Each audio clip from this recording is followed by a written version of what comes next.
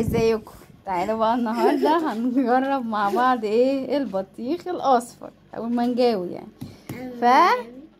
هنفتحها مع بعض. يلا بينا. يلا بسم الله. يا رب تكون اصفر يا رب. بقول لكم انا عمري ما جبت بطيخه مقفوله، يعني على طول بجيب واقول له افتحها لي. اوه تقيله قوي، تقيلة قوي يا جماعه. واو واو واو واو واو واو 1 2 3. طلعت اصفر. طلعوا زي بعض قد بعض، بس قشطه احنا ايه نقطع دي. سهل علينا شويه. بصراحه. نسكت شويه، نسكت حضرتك. يلا ناخد شريحه كده. بصوا ريحتها زي التانية عادي جدا، يعني مفيش فرق. ما فيش فرق خالص. استني نقطعها حته كده من النص شويه. ماشي. الدنيا ايه عماله ملل. استني. النهارده يا جماعه بالليل قوي جدا. احنا فعلا بالليل، بس جبناها بقى قلنا لازم نفتحها ونجربها. يلا يا جماعه نقطعها. تيجي ماشي. ندوقي. استني ندوق مع بعض. يلا 1 2 3 بسم الله.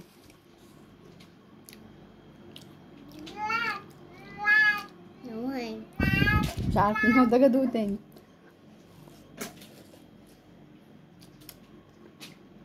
هي مسكره. سكر. مش عارفه. انا بصي حاساها زي التانية.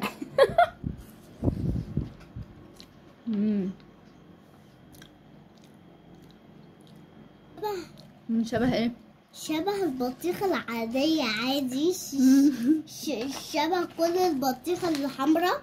شبه كل البطيخة. لا طعمها مختلف شوية، سنة بسيطة، بس مش عارفة، مش حاساها مانجا يعني، مش عارفة ولا الريحة ولا اي حاجة.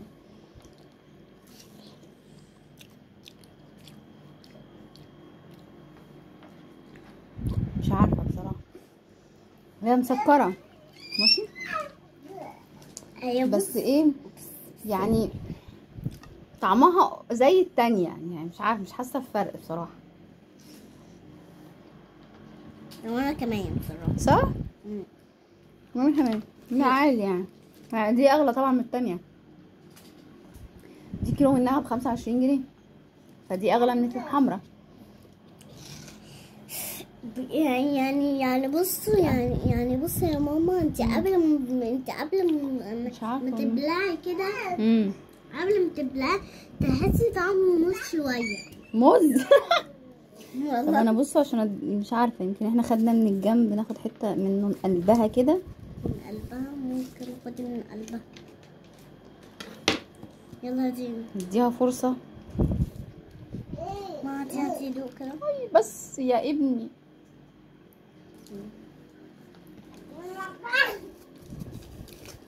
حاسه بفرق.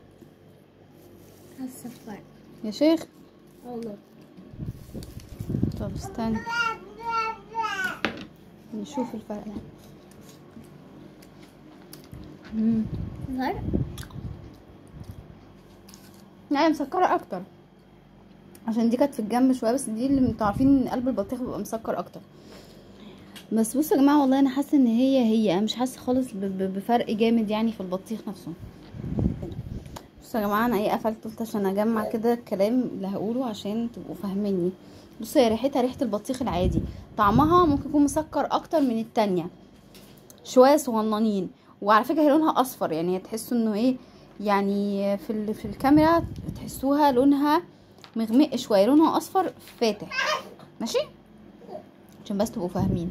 اللي حابب طبعا يشتريها كنوع من التغيير وحاجه يعني حلوه ان هي لونها اصفر فيجرب تمام، مفيش مشكله. كل الحكايه يعني اغلى، يعني كيلو منها ب25، فعلى حسب وزن البطيخه فبراحتكم. بس عايزه اقول لكم ان هي مش يعني مفيش ملهاش علاقه بالمانجا قصدي يعني، لا يعني، بس هي حلوه يعني، هي مسكره اكتر من التانية، طعمها حلو. بس ده كان الريفيو بتاع النهارده، يا رب يكون عجبكم. لو عجبكم الفيديو ده ما تنسوش تعملوا لايك وشيروا، كمان اعملوا سبسكرايب لاول مره يشوفني، واشوفكم على خير الفيديو الجاي. باي باي.